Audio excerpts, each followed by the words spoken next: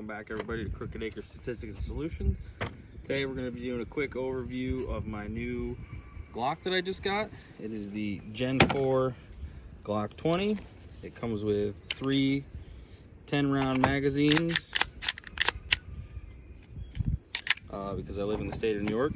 They come with a 15-round magazine as well, and I think there's some off-brand 30 and 50-round magazines too for the extended magazines. But it comes with 3 magazines, the assisted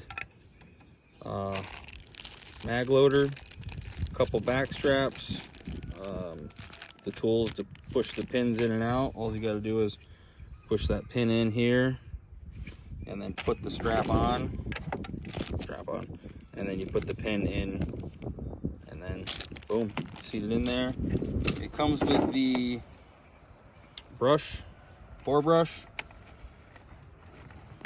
in there, and all the other junk that they normally come with, safety stuff, and a lock for it, chamber lock. So a little bit about the Glock 20. It is a 10mm auto. It originated in the 80s. I think it was like 1983. Some guy named Jeff Cooper, he was a lieutenant colonel in the Marine Corps.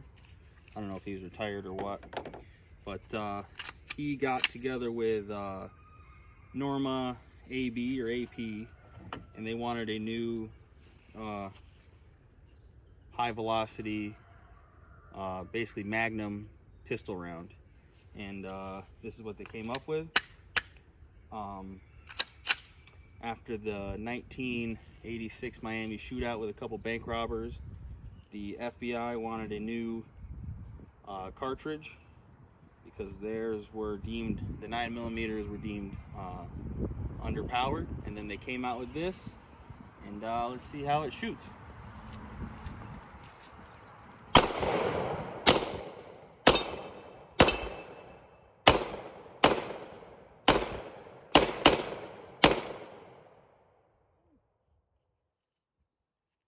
She's a little snappy, a little more than the 9mm that I usually use.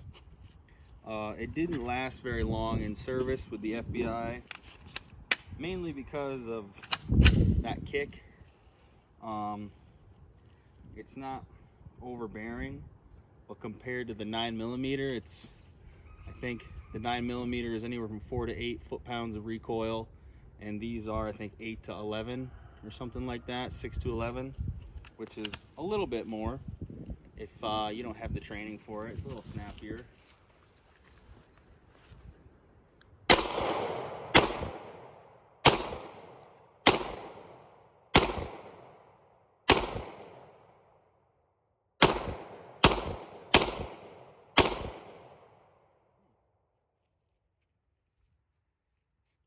Feels good though, gun's running smooth.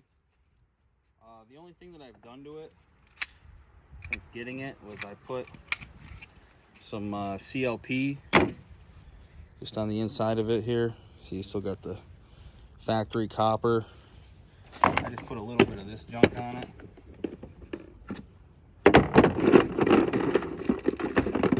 CLP cleans and lubes, protecting it. I don't think you can really see it.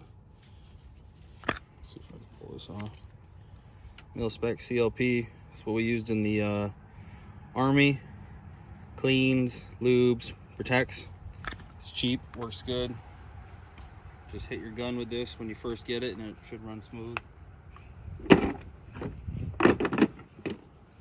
But yeah, that was all I've done to it so far. That's 2 magazines. Let's do one more. Let's shoot this blue guy right here.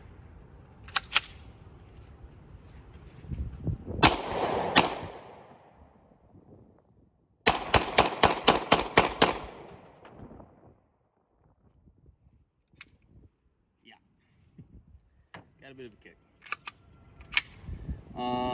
I can see why it would be intimidating to new shooters. You hear about 10mm and how powerful it is, What essentially they wanted was a high velocity cartridge that would carry a lot of energy, and they got it. They got a lot of energy, but the trade-off is it's very, very, very snappy for someone who doesn't shoot a lot.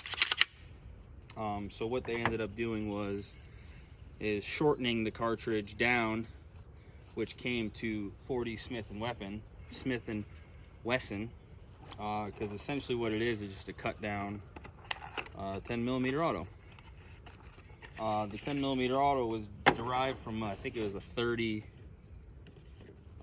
Winchester, which is basically just like a brush gun, I think, hunting gun. I've never actually seen a 30 Smith & Wesson or a 30 Winchester 40 Smith & Wesson cartridge.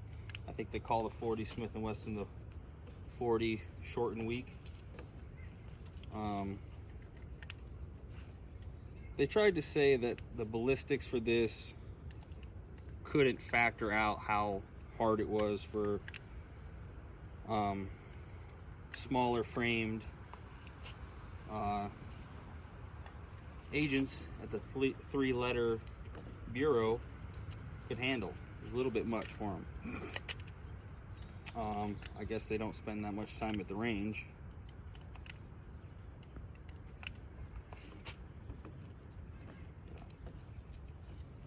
So essentially what happened is they got the 10mm and everyone complained about it, said it was too big, it was too heavy, and everyone's scores were dropping. But they still needed something with better ballistics and more energy, so I don't even think they use the 40 anymore. I think they still use the 10mm more than the 40 Smith & Wesson. I could be wrong about that, but let me know if you guys think I'm wrong about that. If anybody knows anybody who works for one of these agencies, see if they still use it, because it doesn't really say online. It says like special units, must be for like the MP7 or whatever ones, some submachine gun that uses them. I don't know, honestly. Oh yeah, I also got this T.REX Arms RAGNAROK mid-ride holster. It's got the Safariland clips here, Safariland mid-ride belt loop, and then this is a T.REX Arm thigh strap. And then I also got the T.REX Arms RAGNAROK mag carrier with a T.REX clip. Goes up to 2 inches. This is the 2-inch one. Yeah, so far so good. I got it in multicam. Looks pretty cool. Pretty high speed. So we're gonna practice a couple draws with it. Let's get a little closer to it.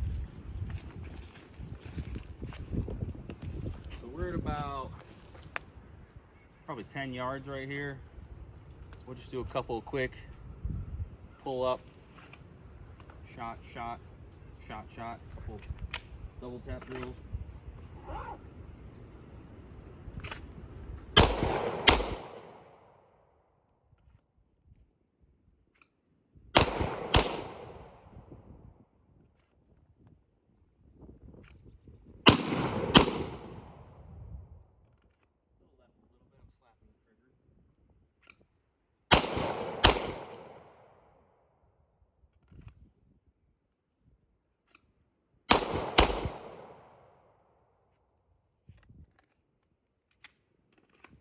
Magazines.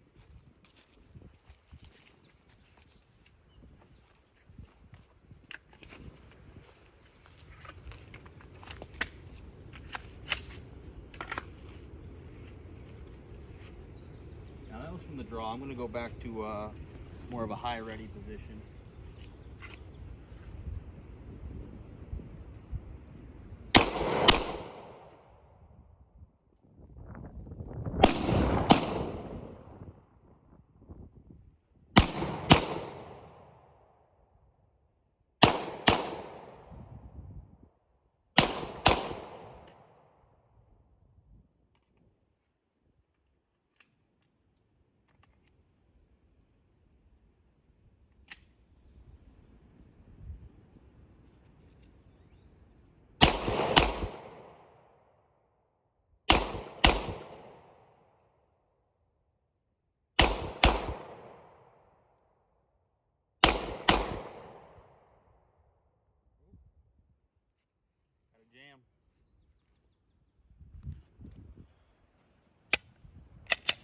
Oh.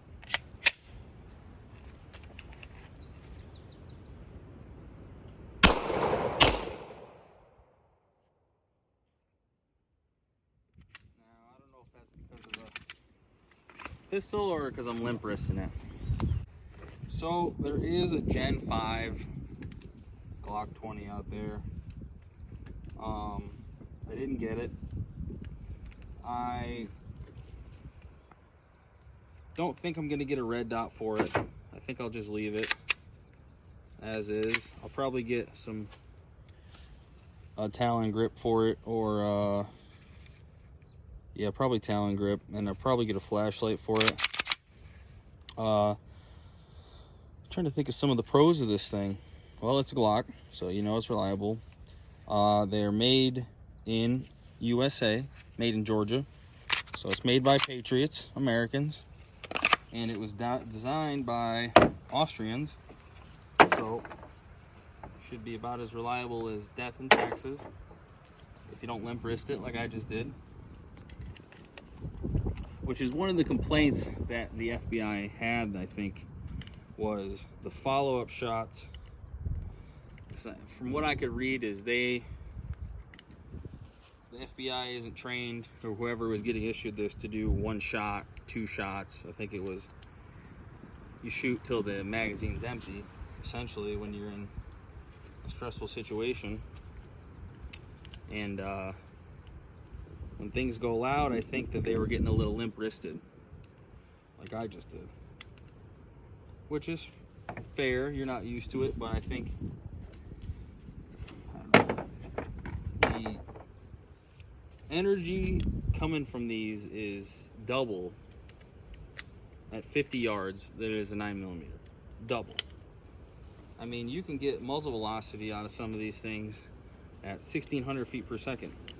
That's with a 200, or maybe not a 200 grain bullet, but I think it was like 165. You can get a 165 grain full metal jacket bullet coming out of here at 1,600 feet per second in a handgun. Now, I get it. Where is it really practical?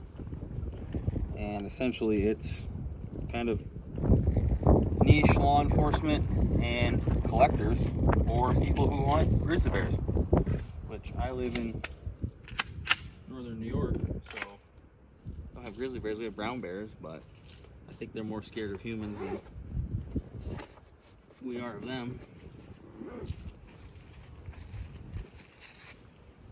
So now I'll see if we can get that blue jug in the back. Can you see that one?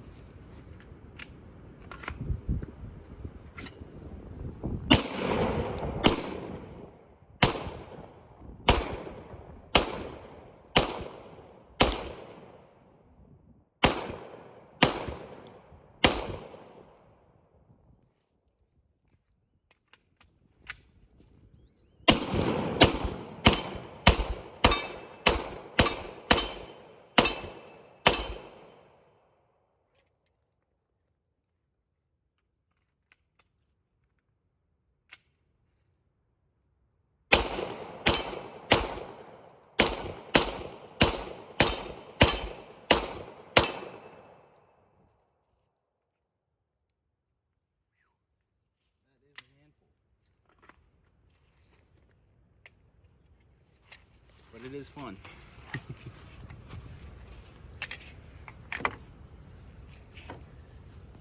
I don't know if these things are outdated now or if they're coming back. I've read both online. The 10mm auto, that is. I don't know if these are coming back or if it's kind of like the 30-06 and the 30-30. Maybe at the time it was pretty cutting edge, but I think maybe it's had its day. Or maybe they just don't have the right weapon systems yet that can manage the recoil. I don't know. The reason I got it was because I still have the Glock 48. That was the first pistol I ever bought. And It's a subcompact pistol. It's the same dimensions as the Glock 19, just 20% thinner. And I kind of just wanted something cool.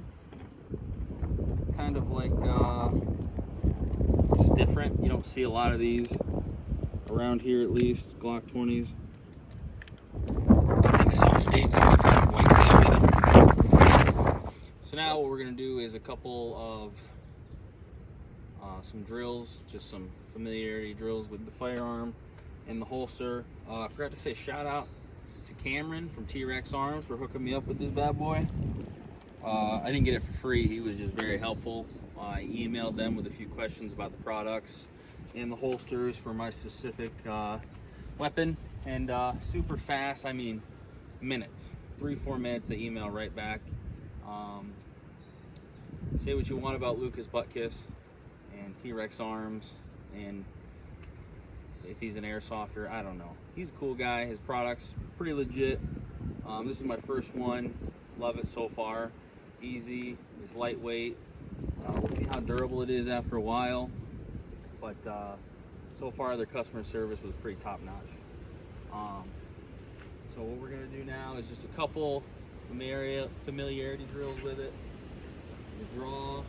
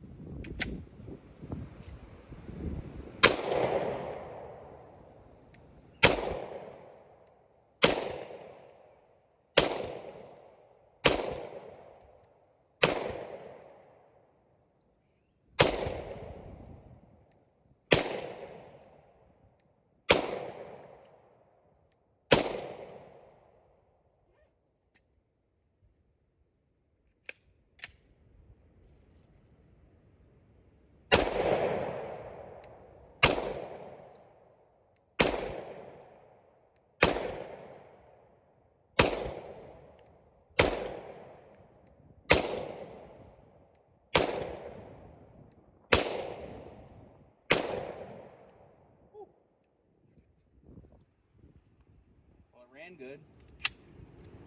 The trigger feels like a Glock trigger. It's lumpy. Feels like some lumpy mashed potatoes. But that reset click was just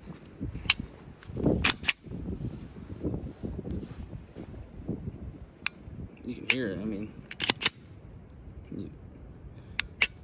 very affirmative. You feel it for sure. A lot of play, a lot of slop in it, but they're not known for that, I don't think, from what I read. No one's ever gotten a Glock trigger out of the box and been like, holy cow. I know they have the new one, I don't know what it's called, something tactical, but I didn't get this one to be tactical. I probably will use it at a couple pistol matches I go to, pistol action matches. Super laid back. It's not like a high stakes event. It's just a couple guys at the local sportsman club, but probably take it there once or twice. I may end up getting a red dot for it if I feel that I'm comfortable with it enough to get one. I mean, it's kind of just like a lot of money.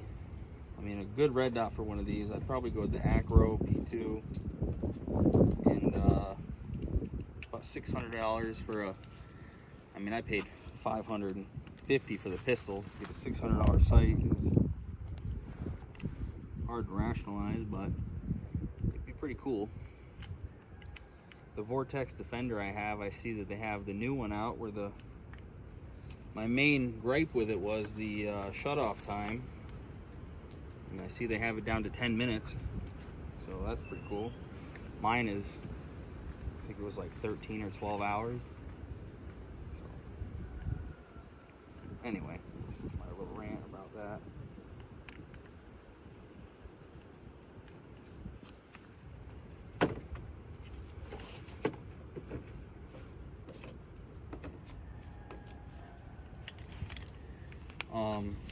If anybody out there has the Gen 4 and the Gen 5,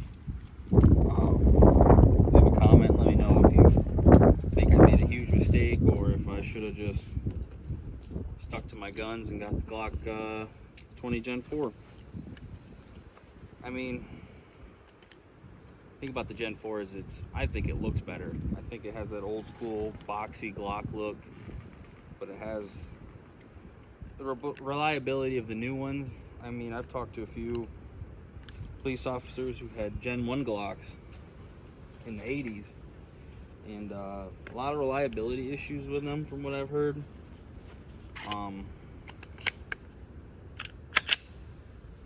It's weird to hear reliability issues in Glock. So now what we'll do is do a little shoot, and I'm going to try and blink the orange one a little bit.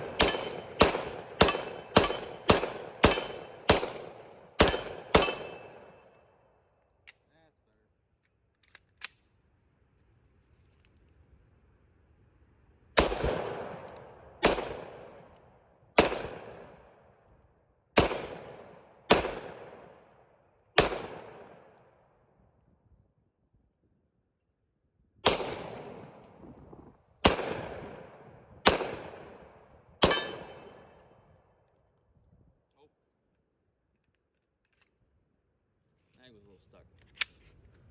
Getting the hang of it. It's a bit of a learning curve, I'm not gonna lie. Definitely more of a handful for sure, 100%.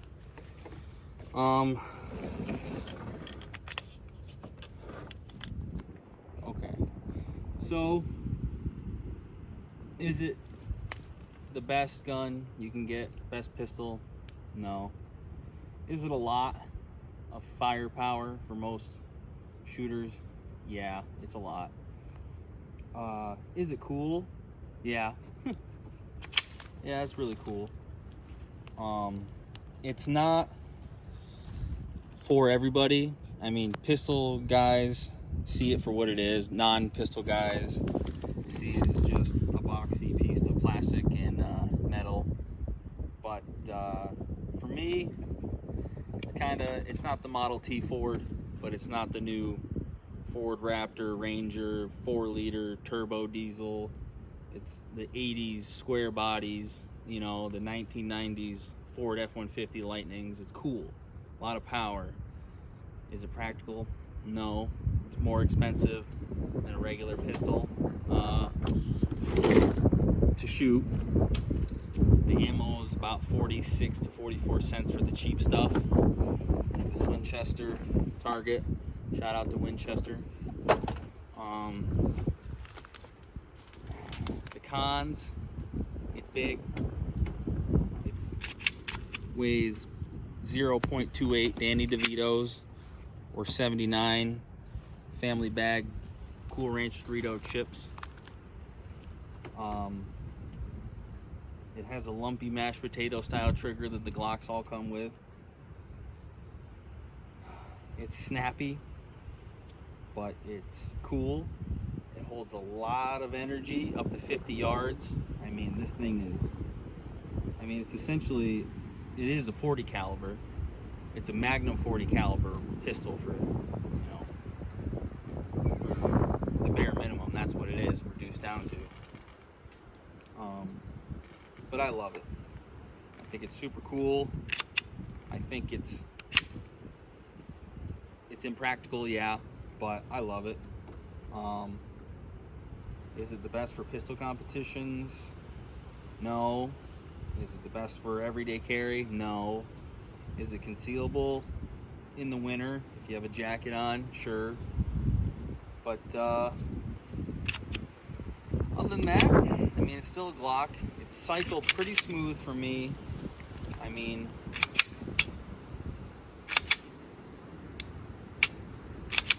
the throw once you get to the wall is crisp. It's pretty crisp break. It's not super heavy, but there's a lot of mush.